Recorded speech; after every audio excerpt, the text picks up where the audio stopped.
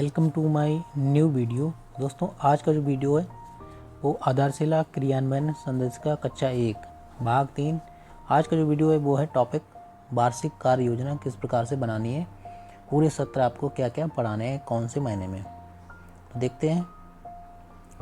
तो ये जो वार्षिक कार्य योजना है महीना सितंबर, यानी इसको सितंबर से मैंने स्टार्ट किया है।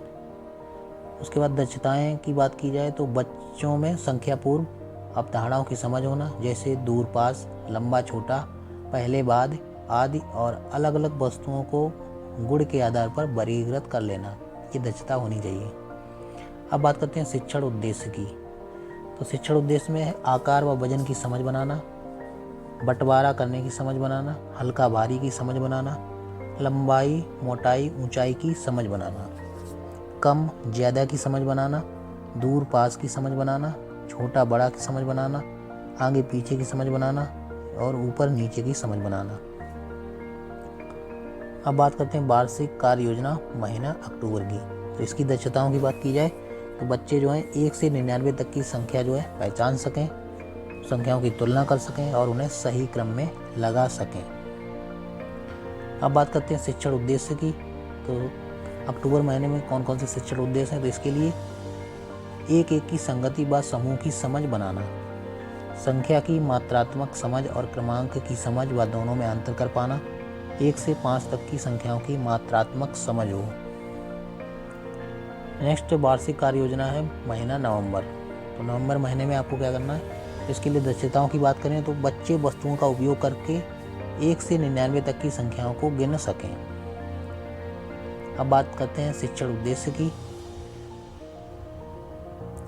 1 से 99 तक की संख्याओं को गिनना, लिखना, 1 से 9 तक की संख्याओं को लिखना, शून्य की अवधारणा को समझना, गिनने के सिद्धांत के साथ 1 से 20 तक की संख्याओं की समझ होना, 1 से 20 तक की संख्याओं को चित्रों और वस्तुओं से मिलाना, 1 से 20 तक की संख्याओं को लिख पाना, 1 से 50 तक की संख्याओं को चित्रों और वस्तुओं से मिलाना, 1 से 99 तक की संख्याओं को चित्रों और वस्तुओं से मिलाना। अब बात करते हैं वार्षिक कार्य योजना महीना दिसंबर की। तो दिसंबर माह में आपको क्या, इसके लिए दक्षता है बच्चे एक स्थिर अंतराल से बढ़ने वाले या घटने वाले अंकों पैटर्न को पहचान सकें, उन्हें पूरा कर सकें। स्थिर अंतराल आसान नियमों जैसे 1, 2 या 4 के अनुसार बदलना चाहिए। 1 या 10 के अंतराल पर छोड़कर गिनती को कर पाना, संख्या के मध्य रिक्त स्थानों की पूर्ति कर लेते हों। अब बात करते हैं शिक्षण उद्देश्य की। तो शिक्षण उद्देश्य में जो है बच्चे जो है 1 से 99 तक की संख्याओं को वस्तुओं चित्रों से क्रम में लगा पाएँ, 1 से 99 तक की संख्याओं को प्रतीकों के रूप में क्रम में लगाना, स्थिर अंतराल 2, 3, 4, 5, 10 में गिनती बोल और लिख सकें, 1 से 99 तक की संख्या को क्रम में लिख पाना, छोटी बड़ी संख्या बता पाना, एक पहले व एक बाद व मध्य की संख्या बता पाना। अब बात करते हैं वार्षिक कार्य योजना महीना जनवरी की। तो जनवरी के लिए दक्षताएं क्या हैं, बच्चे 1 से 50 तक की संख्याओं के बीच में इकाई दहाई की समझ विकसित कर लेते हों, बच्चे वस्तुओं के उपयोग से 1 से 9 तक की संख्याओं को जोड़ पाएँ। इसके लिए शिक्षण उद्देश्य की बात की जाए तो दहाई की समझ बनाना, संख्याओं को इकाई व दहाई में समझना, संख्याओं को चित्रों व अन्य वस्तुओं के साथ इकाई व दहाई में समझना, 2 अंकों की संख्या को इकाई व दहाई में लिख पाना, 2 अंकों की संख्याओं को इकाई व दहाई में चित्रों के द्वारा लिख पाना, 2 अंकों की संख्या का इकाई व दहाई में प्रतीकों के द्वारा लिख पाना, 1 अंक वाले संख्याओं के साथ वस्तुओं को मिलाकर बता पाएँ, 1 अंक वाले संख्याओं के साथ चित्रों को मिलाकर बता पाएँ। अब बात करते हैं वार्षिक कार्य योजना महीना फरवरी की।